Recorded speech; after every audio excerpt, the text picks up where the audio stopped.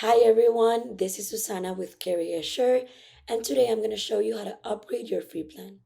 First, make sure you're logged in into your CareerSure account, and if you're currently on a free plan, this is what you'll see on your main dashboard.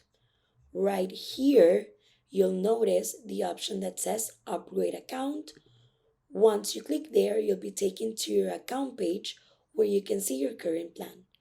From here, just click Upgrade Account and you'll get to our pricing and plans page. On this page, you'll find different plans depending on your needs, and at the top, you can switch between monthly or yearly billing. Once you know which plan you want, simply click Subscribe.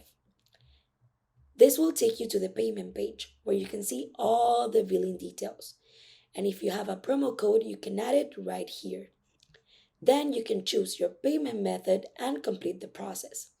That's it. It's super simple. If you don't see a plan that fits your needs or if you have any question, feel free to reach out to us at tech@careersure.com and we'll be happy to help. Thanks for watching.